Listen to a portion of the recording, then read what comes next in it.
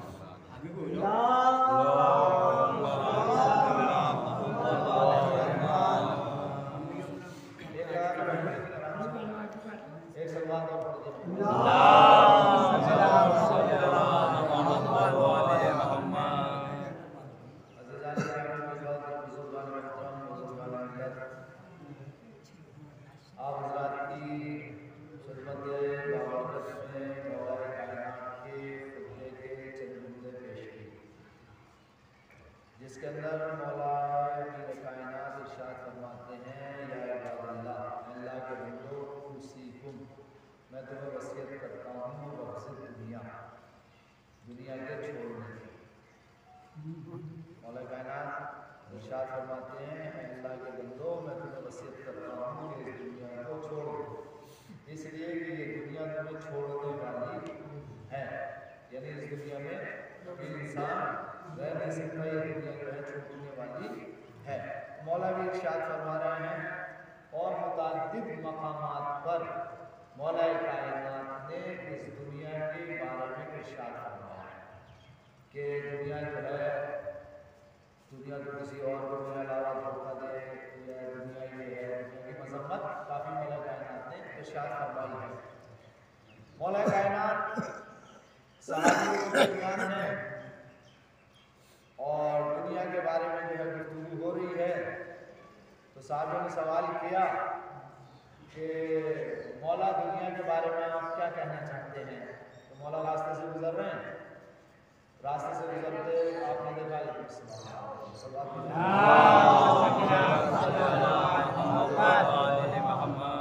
रास्ते से सहाबियों के साथ जो है गुजर रहे हैं, अपने रास्ते में क्या देखा कि कुत्ता जो है वो मरा हुआ है।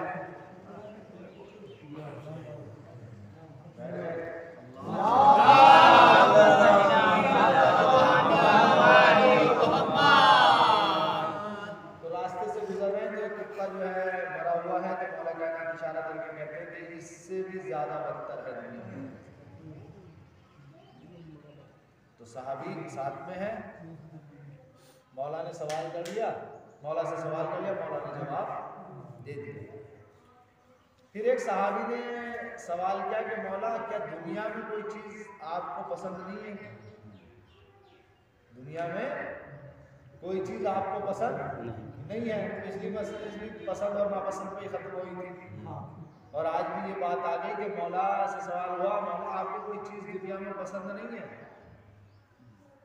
अब मौला का जवाब सुनो, क्या मुझे दुनिया में कोई चीज पसंद नहीं है सिवाय 6 चीजें। 6 चीजें मुझे दुनिया में पसंद हैं। किसने कहा? मौला ने। कौन कह रहा है? ये अमीर कायनात कह रहे हैं कि मुझे दुनिया में 6 चीजें पसंद हैं।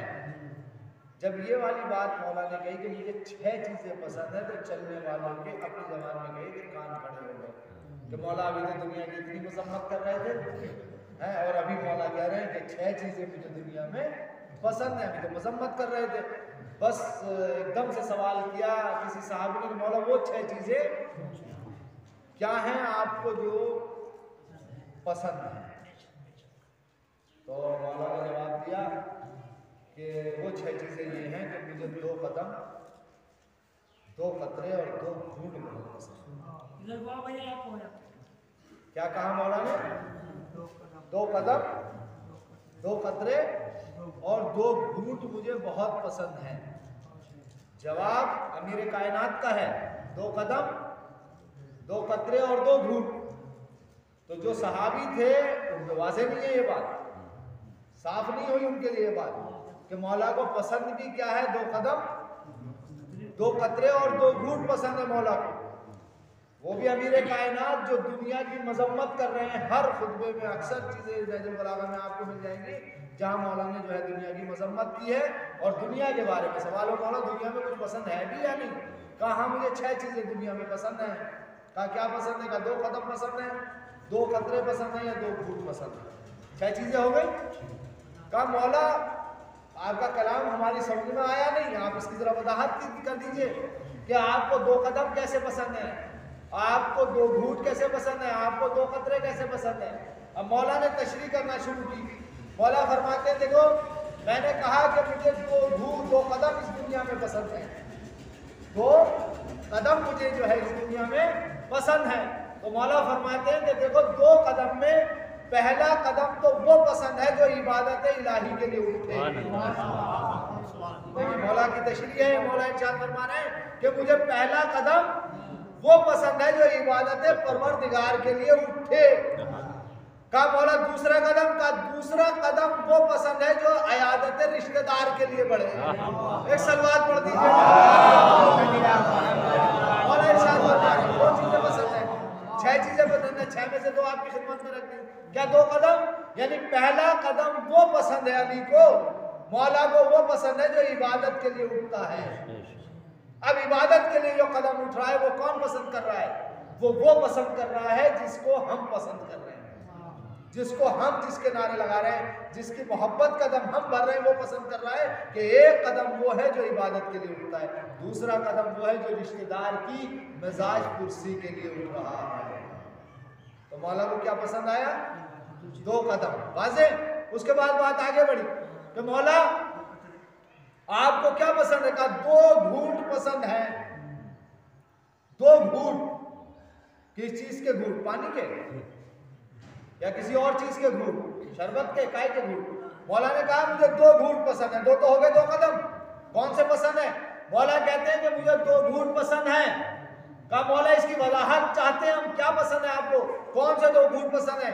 तो मौला ने क्या इरशाद फरमाया कि मुझे सबसे पहला वाला घूंट वो पसंद है जो इंसान गुस्से की हालत में पी जाए। यानी कोई इंसान गुस्से में है और गुस्से की हालत में गुस्सा पी जाए, कहते हैं मैं गुस्से के घूंट भर के रह गया। तो ये जो गुस्से के घूंट भरने हैं ना, इसको आप हल्के में मत समझिएगा, ये मौला को पसंद है। अगर आपको किसी बात पर गुस्सा आ जाए तो आपको अगर मौला की पसंद पे अमल करना है तो उस गुस्से को पीना पड़ेगा। एक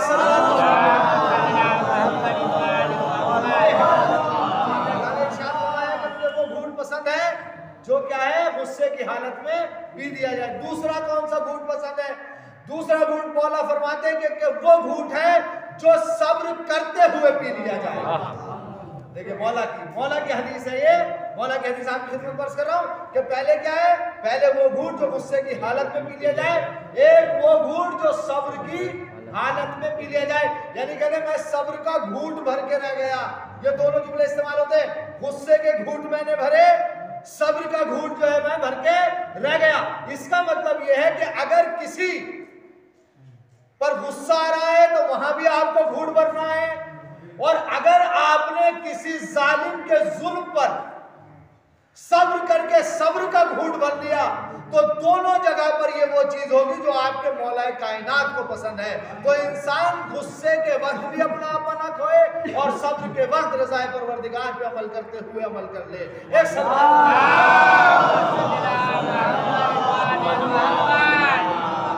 ये हो गई चार चीजें हो गई, 2 कदम 2 घूंट। मौला इरशाद फरमाते कि 2 कतरे मुझे पसंद है। दो कतरे मुझे पसंद है। का मौला वो कौन से दो कतरे हैं जो आपको पसंद है? तो मौला इरशाद फरमाते हैं कि इन दो कतरों में पहला वो कतरा है जो किसी शहीद के जिस्म से निकलकर जमीन पर गिरे। किसी शहीद के जिस्म से निकले और जमीन पर गिरे, ये कतरा मुझे पहला पसंद है। अब मौला कहते दूसरा कतरा कौन सा है? तो मौला इरशाद फरमाते दूसरा वो कतरा मुझे पसंद है कि जब इंसान बारगाहे परवरदिगार में जाए और सच्चे दिल से तौबा करे और उसकी आंख से जो आंसू का कतरा गिरे। देखिए ये मौला की हदीस है जो मैं आपकी खिदमत में पेश कर रहा हूँ। क्या वो पहला कतरा कौन सा है? पहला वो कतरा जो शहीद के जिस्म से गिरे जमीन के ऊपर, वो कतरा पसंद मौला को। और मौला को कहते हैं कि तौबा के वक्त, पशेमानी के वक्त, नदामत के वक्त, जिस वक्त इंसान तौबा कर रहा है बारगाह परवरदिगार में और उसकी आंख से आंसू का अगर एक कतरा गिरता है तो मौला को वो पसंद। तो मौला ने क्या कहा? दुनिया में क्या क्या पसंद? दो कदम पसंद, दो घूंट पसंद, दो कतरे पसंद। इंशाल्लाह आपका ज़हन आली में रहेंगे कि दो कदम कौन से पसंद है? एक इबादत के लिए जो उठे और एक इयादत के लिए जो उठे सब। या दो घूंट कौन से पसंद है? गुस्से के वक्त का घूंट और एक सब्र का घूंट। और कतरे कौन से पसंद है? एक शहीद के जिस्म के खून का कतरा जो जमीन पे गिरता है और एक आंख से गिरा हुआ आंसू का कतरा जो निदामत की वजह से आंख से गिरता है। ये 6 चीजें मौला को पसंद है। तो किसको पसंद है? ये मौला कायनात को। मौला कायनात के हवाले से हमारी गुफ्तगू चलती रहती है और चली रही है मुसलसल। तो एक रवायत आपकी खिदमत में और पेश करूं। रवायत ये बयान करती कि एक जमाने में, एक वक्त में ऐसा हुआ कि माविया जो शाम का हाकिम था तो मदीने में आया। मदीने में आया मतलब दौरा किया उसने मदीने का आके। जरा तवज्जो चाहता हूँ आपकी। अब थोड़ा अगर सर्दी या किसी को ऊँग आ रही है तो जाग के सुनो।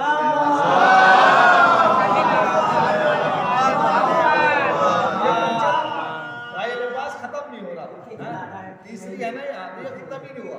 तो आज मैं इसे सोच रहा हूँ खत्म ही कर दूं। है एक सलवात और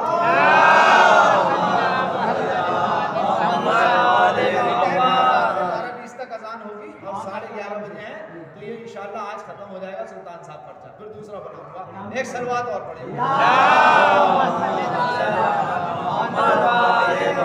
देखिए मौला कायनात का जमाना है, माविया हाकिम है, जाहिरन शाम का हाकिम है, मदीने में आया। और जब मदीने में आया तो उसने मदीने का दौरा किया। मदीने का जब दौरा किया तो जो उसके हवाली मवाली थे वो उसके बाद जमा हुए और जमा होने के बाद कहने लगे कि अमीर आपको पता है कि इब्ने अब्बास जो है कुरान की तफसीर बयान करते हैं मस्जिद में। इब्ने अब्बास यानी अब्दुल्ला इब्ने अब्बास जो बहुत बड़े आलिम थे, मुफस्सिर थे। ये मैंने शुमाली इमाम बारगाह में उनके बारे में बयान किया था, इब्ने अब्दुल्ला इब्ने अब्बास के बारे में। तो उनको इब्ने अब्बास कहा जाता है जिनसे बहुत हदीसें नकल। उनके बारे में कहा कि वो तफसीर कुरान बयान करते हैं इब्ने अब्बास। तो माविया ने कहा भाई इसमें ताज्जुब की क्या बात है, वो बनी हाशिम है, उनका हक बनता तफसीर बयान करने का और वो तफसीर बयान करते हैं। तो फौरन जो साथ में थे उन्होंने कहा कि सिर्फ वो तफसीर बयान नहीं करते कुरान के, बल्कि कुरान की तफसीर के बहाने से वो अली के फजाइल बयान करते हैं। कहा आप ये मत सोचो धोखे में मत रहेगा ना, वो तो हम भी मान रहे हैं कि वो बनी हाशिम हैं और वो मुफस्सिर कुरान हैं और वो वाकई बहुत इल्म रखते हैं, ये हमें भी पता है, लेकिन वो बहाने से अली के फजीलतों को बयान करते हैं, अली के फजाइल लोगों को बयान करते हैं। एक सलवात और पढ़ दीजिए।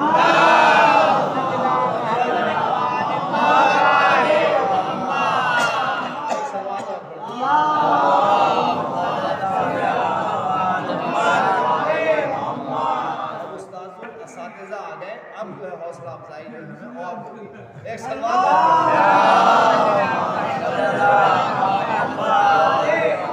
तो क्या कहा माविया से, क्या कहा कि इब्ने अब्बास कुरान की तफसीर बयान करें। तो माविया ने कहा कोई बात नहीं, वो बनी हाशिम है, उनको हक है कुरान की तफसीर बयान करने का, वो मुफस्सिर कुरान है, पढ़े लिखे। बोले माविया अमीर शाम से कहा कि देखिए आप धोखे में न रहिए, वो अली की फजीलतें बयान करती हैं। जब ये वाली बात की तो माविया ने कहा मैं खुद जाकर उनके दर्स में शिरकत करूंगा और उनकी उस मजलिस को खराब करूंगा, मैं देखता हूँ वो कैसे बयान करते हैं। अब जो तफसीर के दर्स में वो जो तफसीर दे रहे थे, इब्न अब्बास जो तफसीर बयान कर रहे थे कुरान की, माविया पहुंचा तो माविया को ऐसी नजर आई नहीं। तो उसने सुना, सुनने के बाद जब दर्स खत्म हो गया, जब क्लास के लिए खत्म हो गई, तो फिर माविया ने सवाल किया इब्न अब्बास से, अब्दुल्लाह इब्न अब्बास से कि सुना आप कुरान की फजीलत के तफसीर के दर्स के बहाने से अली की फजीलत बयान करते हैं, तो आप उनकी फजीलतें क्यों बयान करते हैं, मतलब उसका जो भी सवाल। तो इब्न अब्बास ने कहा कि मैं तो कुरान पढ़ता हूँ या कुरान की आयतें बयान करता हूँ, मैंने तो अली की फजीलत बयान नहीं की, कुरान की आयतें बनी, लेकिन मैं तुमसे सवाल करना चाहता हूँ। किसने कहा? इब्न अब्बास ने कहा कि अमीर शाम मैं तुमसे सवाल करना चाहता हूँ। कहा क्या पूछना चाहता, पूछो। इब्न अब्बास ने कहा कि अमीर शाम सुनो, कुरान मजीद में इरशाद हुआ इन्नमा अंत मुंजिर लिकुल्लि कौमिन हाद। क्या कहा इब्न अब्बास ने? इन्नमा अंत मुंजिर लिकुल्लि कौमिन हाद। अमीर शाम ये बताओ इस आयत से कौन मुराद है? देखिए आप तैयार रहिए मेरे साथ, काफी ये लंबी है रिवायत, लेकिन आपको मेरे साथ रहना पड़ेगा। क्या कहा गया अमीर शाम? ये बताओ, माविया बताओ इस आयत से क्या मुराद है? तो माविया कहता है कि इस आयत से मुराद ये है कि मुंजिर से मुराद तो रसूल अकरम है, और रसूल ने फरमाया इस कौम के हादी अली इब्न अबी तालिब हैं। किसने कहा? माविया ने कहा कि इस मुंजिर से मुराद तो रसूल अकरम है और हादी से मुराद यहाँ अली इब्न अबी तालिब है। लेकिन माविया कहता है इब्न अब्बास जरूरी है कि यही आयत पढ़ो। क्या कहा है इब्न अब्बास? जरूरी है कि तुम यही आयत पढ़ो। कुरान में तो 666 तकरीबन इसके आयतों के करीब है, उनमें से कोई पढ़ लो। कहा अच्छा ठीक है माविया। फिर जो है क्या आयत पढ़ी, इन्नमा युरीदुल्लाहु लियुज़हिबा अन्कुम अर्रिज्सा अहलल बैत व युताहिरकुम तत्हीरा।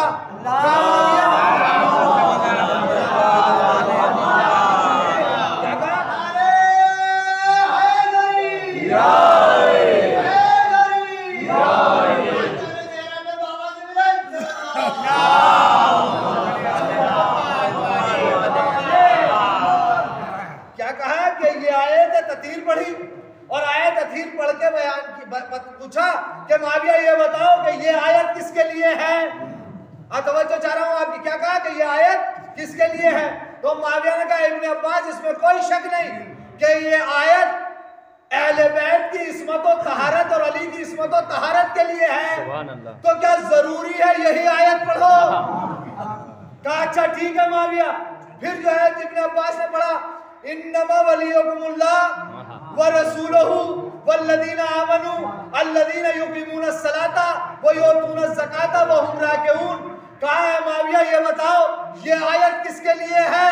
तो माविया ने कहा इब्न अब्बास मुझे पता है ये आयत अली की शान में नाजिल हुई। ये उस वक्त नाजिल हुई जब अली ने हालत रुकू में अंगूठी दी, ज़कात में अंगूठी दी। मुझे पता है कि ये आयत अली की शान में नाजिल हुई। अब माविया कहता है ऐ इब्न अब्बास जरूरी है कि तुम यही आयत पढ़ो, इसके अलावा कोई सी आयत पढ़ लो। इब्न अब्बास ने कहा ठीक है। फिर पढ़ा कफा बिल्लाहि शहीदा बैनी व बैनकुम व मन इंदुल्लाहि इल्मुल किताब। फिर इब्न अब्बास ने कहा कि माविया ये बताओ कि ये आयत किसकी शान में नाजिल हुई? माविया कहता है इब्न अब्बास ये मुझे पता है कि जब रसूल ने अपनी रिसालत के गवाह मांगे थे। देखिए बड़ी मेहनत करके आपके सामने पेश कर रहा हूं बताने में।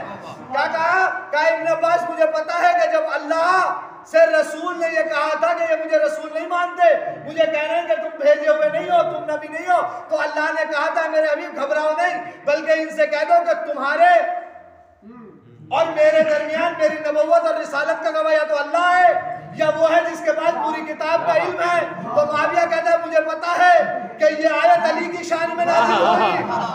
अली वो है जिसके पास कुल्ले किताब का इल्म है। तो क्या कहा माविया ने कहा इब्न अब्बास जरूरी है तुम यही आयत पढ़ो। क्या कहा? क्या जरूरी है यही आयत पढ़ो? बस तो कहा अच्छा ठीक कुल तालू नदू अबनाना व अबनाकुम व निसाना व निसाकुम व अनफुसना व अनफुसकुम। कहा इब्न अब्बास ने, माविया ये बताओ ये किसके लिए नाजिल हुई? भाई एक बताओ। माविया ने कहा इब्न अब्बास मुझे पता है कि इस आयत में मुराद नफ्स से मुराद अली है, यानी अली को नफ्स पैगंबर कहा गया। कहा कि मुझे पता है इब्न अब्बास के इस आयत से मुराद कौन है? अली है, नफ्स से मुराद अली है। तो माविया क्या कहता है, इब्न अब्बास जरूरी है ये आयत पढ़ो। कहा अच्छा चलो भाई ठीक है, ये आयत नहीं। फिर क्या पढ़ा? कहा या अय्युहर रसूल बल्लिग मा उनज़िला इलैका मिन रब्बिक। कहा अमीर शाम ये बताओ ये आयत किसकी शान में नाजिल हुई? कहा इब्न अब्बास ये आयत उस वक्त नाजिल हुई जब अल्लाह ने अपने रसूल हबीब को रोका और रोक कर कहा था कि अली की विलायत का ऐलान कर दो। क्या कहा कि अली की विलायत का ऐलान कर दो, इस पैगाम को पहुंचा दो। तो अब माविया कहते इब्न अब्बास जरूरी से ही पढ़ो। कहा अच्छा ठीक है आगे बढ़े। कहा अल-यौम अकमलतु लकुम दीनकुम, अल-यौम अकमलतु लकुम दीनकुम। कहा कि ये वाली आयत इसके बारे में क्या ख्याल है? माविया ने कहा हाँ इब्न अब्बास ये आयत उस वक्त नाजिल हुई जब अली को विलायत अता की गई। जब अली को विलायत मिल गई तो दीन क्या हो गया? कामिल हो गया। तो ये आयत उस वक्त नाजिल हुई, उस वक्त जो है क्या ये आयत आई। तो फिर क्या कहता है माविया, इब्न अब्बास जरूरी यही आयत पढ़ो। और पढ़ो आयत या नतीजा दे दो?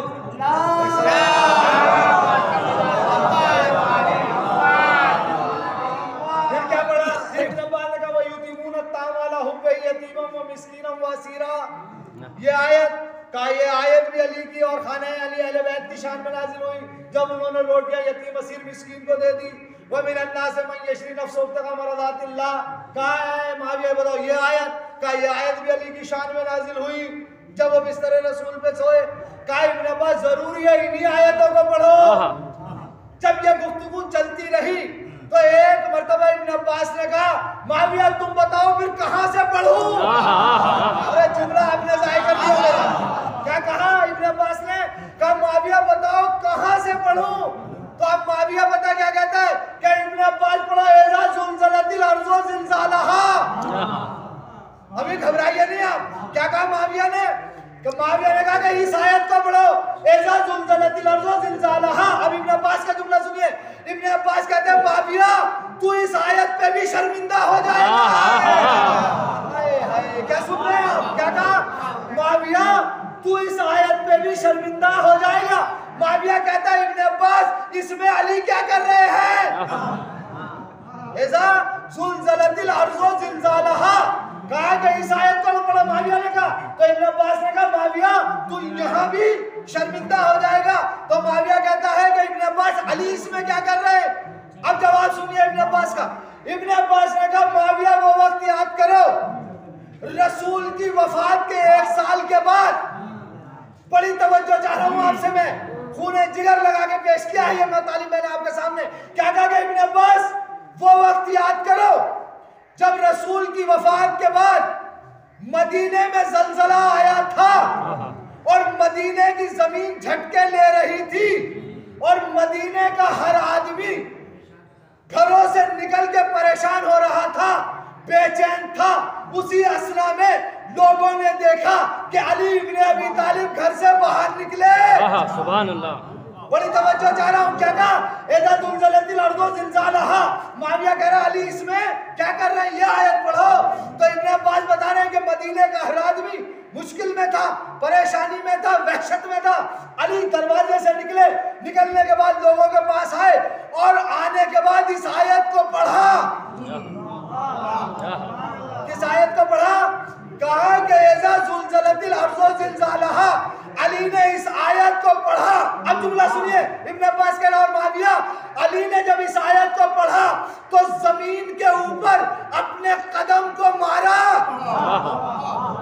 जमीन के ऊपर अपने कदम को मारा और जमीन पर अपने कदम को मार के कहा ऐ तुराब तुझे अबू तुराब हुक्म दिया तू खामोश हो जा। भाई एक मर्तबा जैसे ही माविया ने सुना तो शर्मिंदा हो गया और कहने लगा, है इब्ने अब्बास, ये क्यों नहीं कह देते जब तक कुरान है इनकी फजीलतें बाकी है।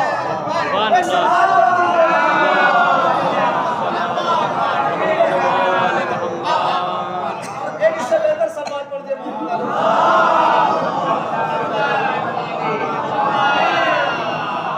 क्या कहा कि जब तक कुरान है जब तक अली की फजीलतें बाकी हैं। किसकी फजीलतें हैं? ये मौला की फजीलतें हैं। माविया के सामने जाहिर हो गया कि इब्ने अब्बास क्या बयान कर रहे हैं, कुरान पढ़ रहे हैं। अब कुरान में अगर कसीदा अली है तो इसमें हम क्या कर सकते हैं? हम तो कुरान की आयतें ही पढ़ सकते हैं। अच्छा, मौला की फजीलतों के हवाले से अगर गुफ्तगू होती रहे तो आपको भी मजा आता रहता है और सुनने वाले को भी और पढ़ने वाले को भी मजा तो आता ही है ना पूरा। एक शख्स ने मौला से सवाल किया कि ये बताइए अली, आज मैं क्या खाऊंगा। बस सवाल जो है ना, देखिए सवाल का जो है ना, कभी कभी आपको एक बात बताऊं, सवाल का अंदाज बताता है कि ये सवाल चाहने वाले ने पूछा है या गैर चाहने वाले। अच्छा, मौला कायनात से तो ऐसे सवाल करते थे बहुत से। कोई एक ने पूछा था, ये बताओ मेरे सर पे बाल कितने हैं। तो मौला ने क्या कहा था, अगर मैं बता दूं कि तेरे सर पे इतने बाल हैं तो ये बता गिनेगा कौन। और गिनने में अगर एक आज भी छूट गया तो फिर तू मेरे पास आगा, क्या आपने इतने बताए थे, इतने निकले हैं। तो यहाँ गिनने वाला तो कोई है नहीं जो गिन सके। फिर ऐसे ही एक सवाल ये हुआ कि ये बताइए मौला मैं खाऊंगा क्या। मौला ने कहा कि तू खीर खाएगा आज। क्या खाएगा? खीर खाएगा। अब बादाम की हो या किसी चीज की, बहरहाल तो खीर खाएगा। अब वो क्या कहता है कि मैं आज खीर ही नहीं खाऊंगा। क्या कहा उसने? है मौला से पूछा उसने, मैं मौला खाऊंगा क्या आज। तो मौला ने कहा तू खीर खाएगा भाई। कहा मौला मैं खीर ही नहीं खाऊंगा। तो मौला ने कहा कि सुन, जो अली ने कह दिया वो तेरी तकदीर में लिखा गया। अब तुझे खानी खीर ही है, क्या चला जा। अब वो आया, कहा खीर ही नहीं खाऊंगा। घर आया, खाने का टाइम था। अब जो उसने कहा लाओ भाई खाना लाओ। क्या बना खाने में? बीवी ने कहा खीर बनी।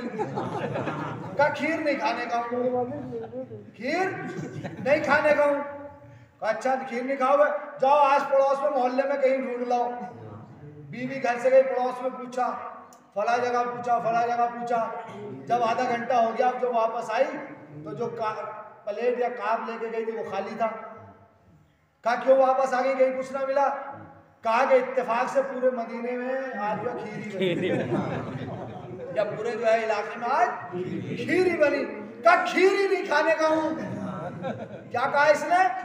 मुझे खीर नहीं खानी आज। ये घर से निकल गया गुस्से में घर से निकला। रास्ते में पहुंचा तो एक काफिले से मुलाकात हो गई। कबीले को देखा, अब भूख से बेचैन था, परेशान था। भूख से एकदम परेशान हो गया, तो खाना नहीं मिल रहा था। कमजोरी आ गई। अब जुमला आपकी खिदमत में दूं, एक कमजोरी आ गई, पैर लड़खड़ाने लगे, कदम भूख की वजह से जमीन पे नहीं टिके। अरे ये था ही उनमें से जो मैदानों से भागने वाले थे। एक सलवार पर कदम नहीं जम रहे, इसके भूख की वजह से परेशान है। काफिले के पास गया कि खाना है, मुझे खाना खिला दो, मुझे बहुत तेज भूख लग रही। उन्होंने कहा हाँ खाना तो है, लेकिन हमारे पास खीर है।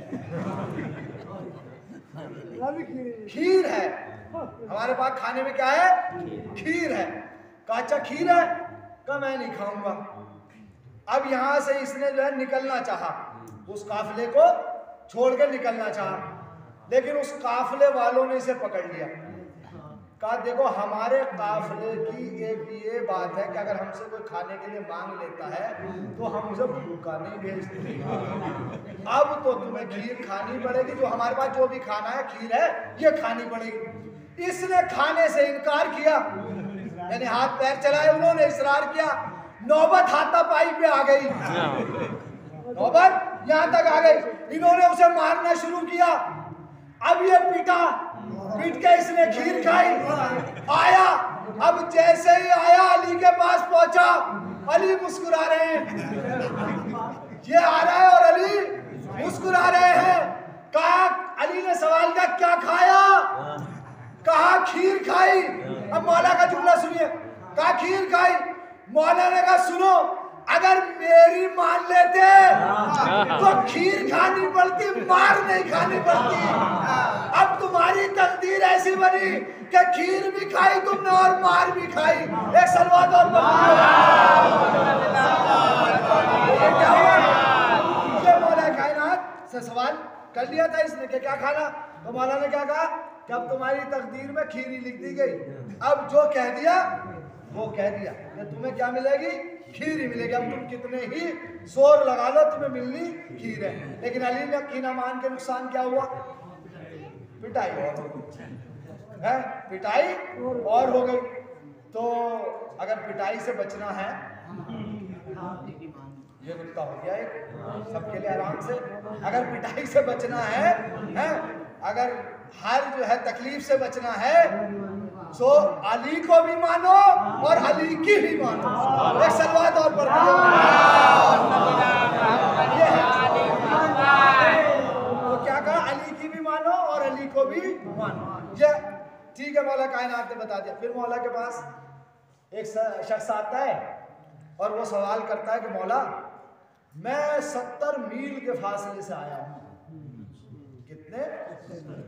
70 मील के। कितने फासले से? मैं मौला आपसे कुछ सवाल करना चाहता हूं। कहा बताओ क्या सवाल है, सवाल करो। कहा मौला मेरा पहला सवाल ये है कि आप ये बताइए कि ये जमीन जो है क्या इससे भी कोई वसी तर चीज है? ये जो जमीन है क्या इससे भी कोई वसी तर चीज है? इससे बड़ी है, जमीन से भी कोई बड़ी चीज है? तो मौला फरमाते हैं हाँ, जमीन से बड़ी चीज है हक। यानी जितनी बड़ी जमीन जो वसीतर है, इससे वसी है हक। जितनी वसी जमीन है, इससे भी वसीतर कौन है? हक है। कि हक इतना वसी है कि जमीन का जो ये दायरा है उससे कहीं ज्यादा फैला हुआ है। तो अब अजीजान गिरामी मिलकत, यहां से आप नतीजा निकालिए कि हक इतना वसी है, इतना वसी है कि जमीन के दायरे से बड़ा है। हक कितना वसी है कि जमीन के दायरे से बड़ा है। तो आप अंदाजा लगाइए कि जमीन का दायरा कितना है। अब जितना दायरा जमीन का है उससे बड़ा है हक। और हक किसके साथ है? सुभान अल्लाह। अरे हक किसके साथ है? अली के साथ है। अब मैं नहीं कह रहा, बल्कि अल्लाह का रसूल कह रहा है कि हक अली के साथ है और अली हक के साथ है। ऐ परवरदिगार आलम, तू हक को उधर उधर मोड़ दे जिधर जिधर अली है। एक सलवात पढ़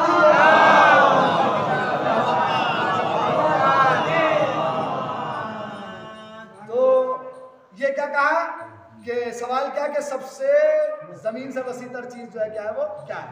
अच्छा, फिर आगे सवाल ये हो गया इमाम मौला ये बताइए कि इस आसमान से वजनी कोई चीज है? भारी? आसमान से भारी कोई चीज है? मौला ने कहा आसमान से भारी है कोई चीज।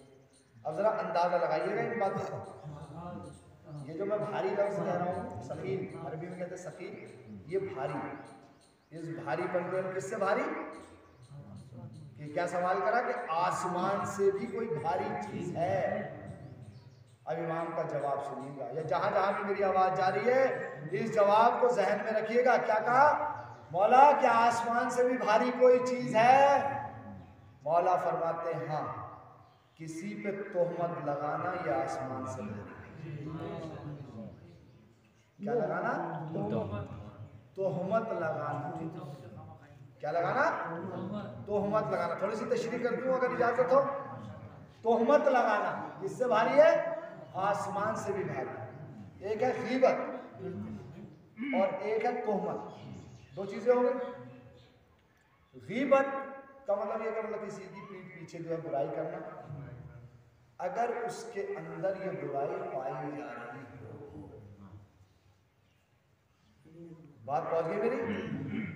गीबत पे बात पहुंच गई ना, कि अगर उसके अंदर ये बुराई पाई जा रही हो और हम पीछे से जो है क्या है उसकी बुराई कर रहे हैं, उसके सामने नहीं, पीछे हम उसकी बुराई कर रहे हैं, तो ये क्या कहलाएगी? गीबत।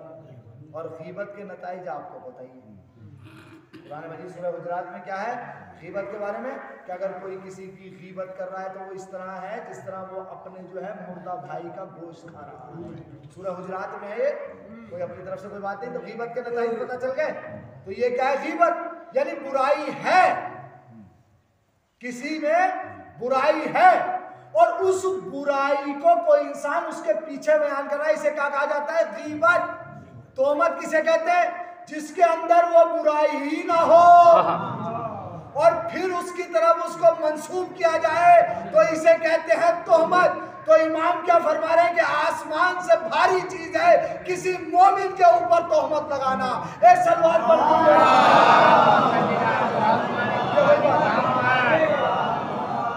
एक इससे बेहतर और सलवात पढ़ दिए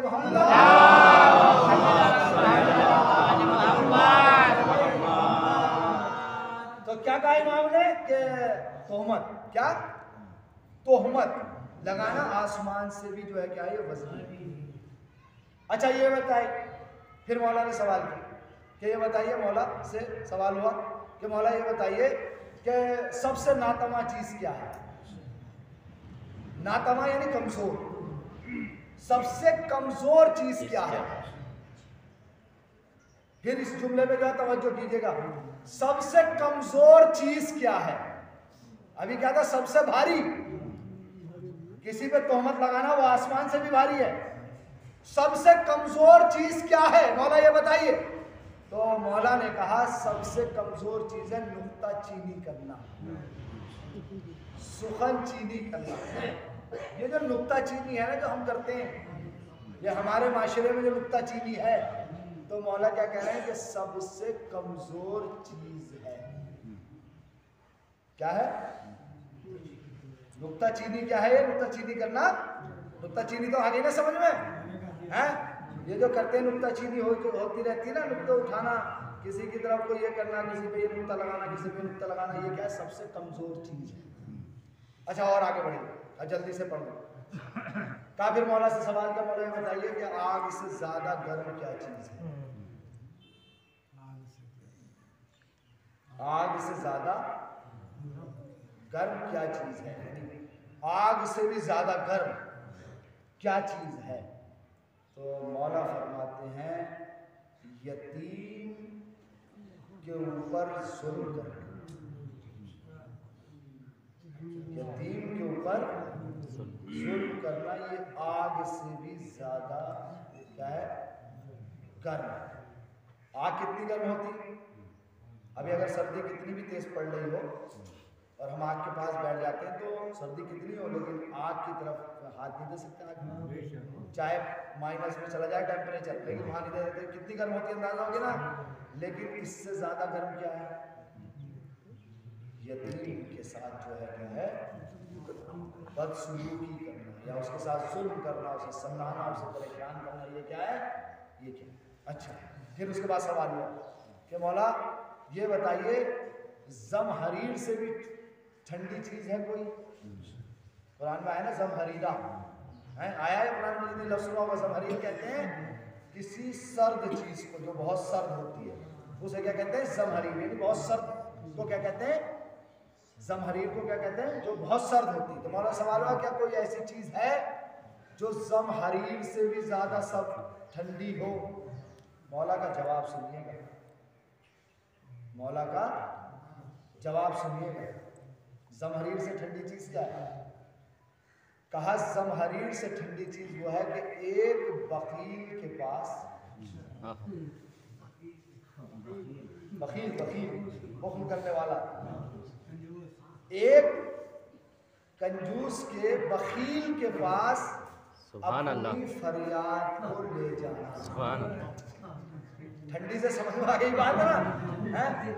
ठंडी समझ में आ गई ना बात? ठंडी से बखील। देखो, एक होता है बखील, एक होता है सखी, एक होता है लईम और एक होता है करीम। ये चार चीजें हैं। एक क्या है? बखील, एक लईम, एक सखी और एक करीम। 2 मिनट मैं इसकी तशरीह 2 मिनट में कर दूं।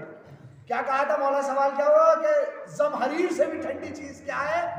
एक बखील के सामने सवाल करना, यानी उससे कुछ मांगना। बखील के सामने। अब बखील का अंदाजा लगाइए। एक है बखील, एक है लईम और एक है सखी और एक है करीम। लईम वो शख्स है जो ना तो खुद खाता है ना किसी को खिलाता है। कौन है ये? लईम। ना तो खुद खाए ना किसी को खिलाए। बखील वो शख्स है जो खुद तो खाए लेकिन दूसरे को ना खिलाए। जरा इस तशरीह को ज़हन में रखिएगा, नतीजा भी दूंगा। लईम कौन है? जो ना तो खुद खाए ना किसी को खिलाए। बखील कौन है? जो खुद तो खाता है लेकिन दूसरे को नहीं खिलाता। सखी वो है जो खुद भी खाता है, दूसरे को भी खिलाता है। 3 हो गए, बखील, लईम, सखी।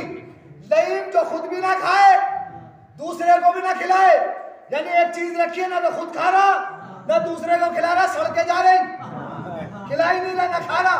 अबे भाई अपने ही बदन पे लगा ले। कम से कम इससे अच्छा बखील तो है जो खुद तो खा रहा है लेकिन दूसरे को नहीं खिला रहा। चलो, खुद खा रहा दूसरे को नहीं खिला रहा। फिर तीसरी मंजिल में आता सखी। सखी वो है जो खुद भी खाता है दूसरों को भी खिलाता है। लेकिन अब जो चौथी मंजिल है उसे मुलाहिजा फरमाइए। चौथी मंजिल है करीम। करीम उसे कहते हैं जो खुद नहीं खाता, दूसरों को खिलाता है। बात वाज़ेह हो गई ना? लईम वो जो खुद ना खाए ना दूसरे को खिलाए, बखील जो खुद खाए दूसरे को ना खिलाए, सखी जो खुद भी खाए दूसरे को भी खिलाए। और करीम किसे कहा जाता है?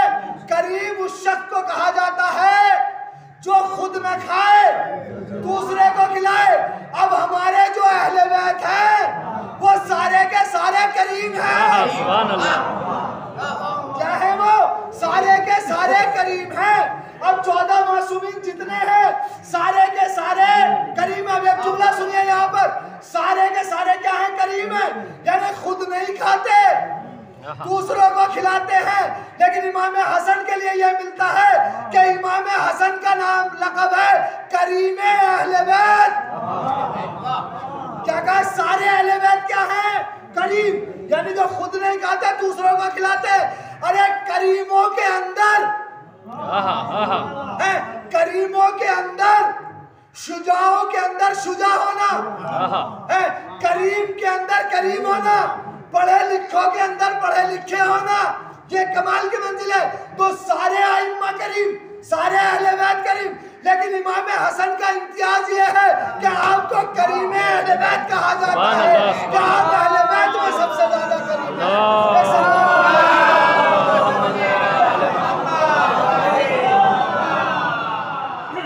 तो क्या कहा कि ज़महरीर से ज्यादा जो है सर्द क्या है? बखील जो है क्या है? वो उसके सामने किसी जो है क्या है चीज को जो है क्या है वो ले जाना, फरियाद को ले जाना या मतलब उससे कोई सवाल करना, ये जो है क्या है सबसे ज्यादा ठंडा है। कितना ही सवाल करेगा वो बखील से करे, मतलब ठंडा है कितना। यानी ज़महरीर का मतलब ये है कि बहुत ज्यादा ठंड।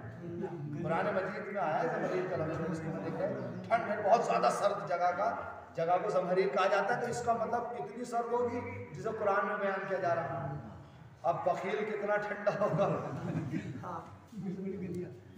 लगा लीजिए। तो मौला क्या फरमा रहे हैं कि बखील के सामने दस्ते सवाल को ले जाना जो है क्या है बहुत ज़्यादा जो है क्या है वो ठंडा है। तो इरशाद क्या है? मौला कायनात कह रहे हैं कि इस दुनिया से ज़रा किनारा कशी कर दी, क्योंकि मौला ने फरमाया था कि सिर्फ मुझे 6 चीज़ें जो है क्या है वो पसंद है मौला कायनात। इंशाल्लाह आगे की जो ये जो मैंने पढ़ा था खुतबे में से, ये गालिबन 99 नंबर का खुतबा है जो मैंने थोड़ा पढ़ा था, या इबादल्लाह उसीकुम बिरफ़्ज़िद दुनिया।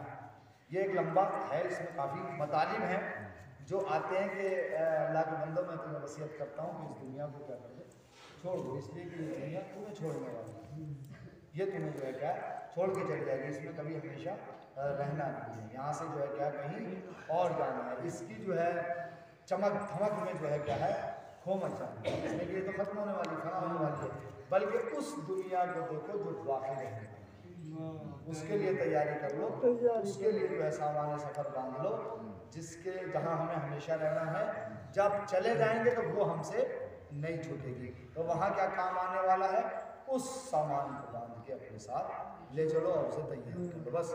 बस खत्म हो गई बात। मरहूम के सारे सवाब की मजलिस है तो कुछ मसाइब अहले बैत का जिक्र हो जाए ताकि मजलिस का जो हदफ है हमारा वो मकसद पूरा हो जाए।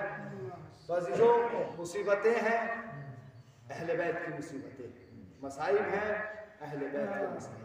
कितनी मुसीबतें हैं, कितने मसाइब हैं। इमाम हुसैन अलैहिस्सलाम पर कितनी मुसीबतें ढाई गई, कितनी मुसीबतें इमाम ने बर्दाश्त कर ली।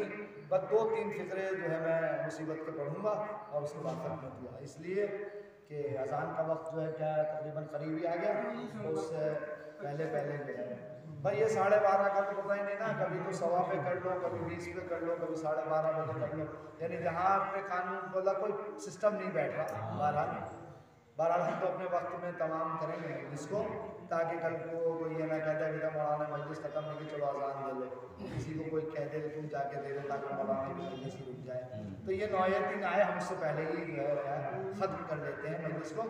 तो इमाम हुसैन अलैहिस्सलाम की जो मुसीबतें हैं, जो बड़ी दर्दनाक मुसीबतें हैं, मैं आपके खिदमत में सिर्फ इमाम की मुसीबत को, एक मुसीबत को पेश करता हूँ और उसके बाद मजलिस जो है ख़त्म हो जाए।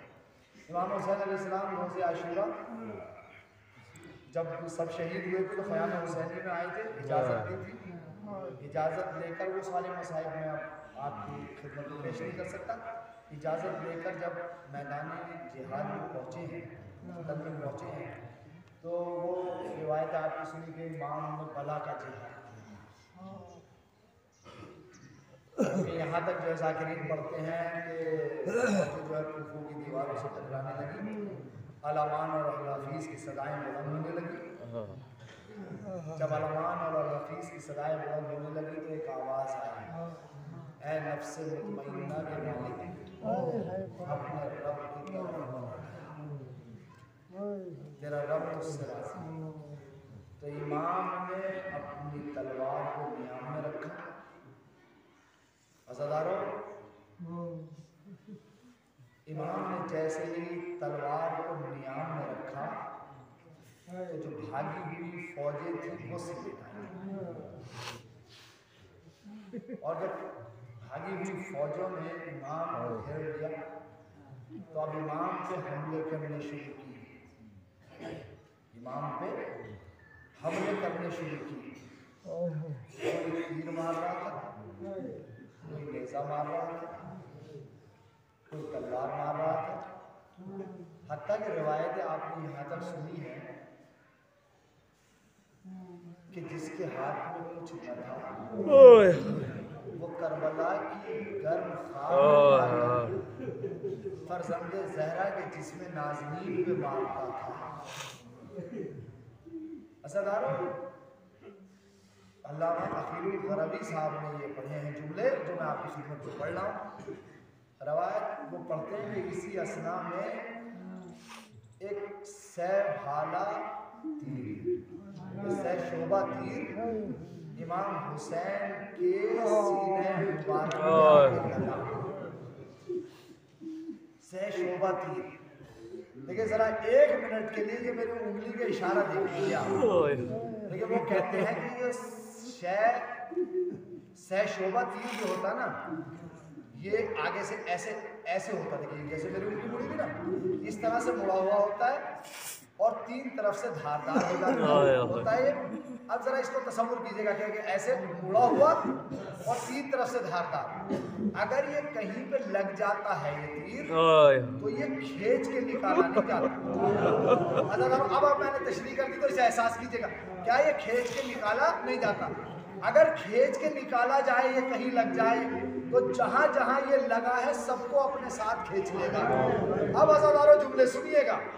अल्लामा साहब बयान करते हैं कि इसी असना में एक शोभा तीर इमाम हुसैन अलैहिस्सलाम के सीने में लगा।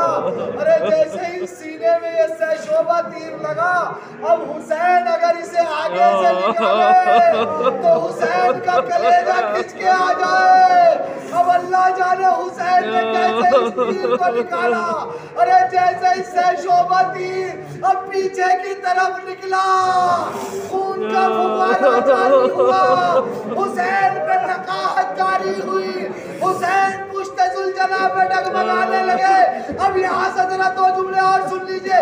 अरे हुसैन पुश्त-ए-ज़ुल्जना पे डगमगा रहे हैं। अब रिवायत ने बताया कि हुसैन जो पुश्त-ए-ज़ुल्जना पे डगमगा रहे थे, कभी दाईं तरफ जा रहे थे, कहीं बाईं तरफ जा रहे थे, तो अल्लामा हुसैन ज़ैदी साहब लिखते हैं कि हुसैन का पुश्त-ए-ज़ुल्जना पे डगमगाना कैसा था। अरे हुसैन पुश्त-ए-ज़ुल्जना पे क्यों डगमगा रहे थे, तो इसकी इल्लत बयान करते हैं कि हुसैन पुश्त-ए-ज़ुल्जना पर इस वजह से डगमगा रहे थे कि दुश्मन ने हुसैन को चारों तरफ से घेर लिया था। अरे दुश्मन के हाथों में नेज़े थे। अरे जो दाईं तरफ वाले नेज़ा बरदार थे वो हुसैन के नाज़रीन बदन में नेज़ों को मारते थे। सहरा का लाल दाईं तरफ से बाईं तरफ चला जाता था।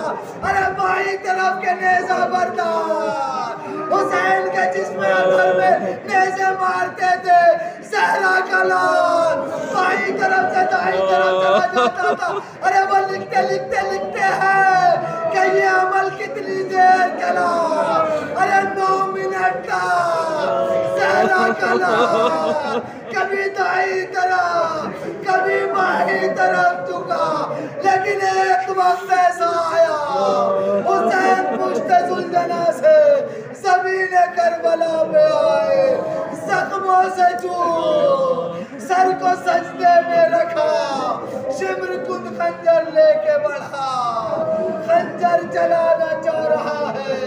चंद कदमों के फासले पे एक बहन देख रही है, आवाज देती है शिम्र बनाओ, मेरा माँ जाया 3 दिन का भूखा प्यासा है। ऐ शिम्र मेरे माँ जाए गोरी माने, चक्कियाँ पीस के वाला है। शिम्र का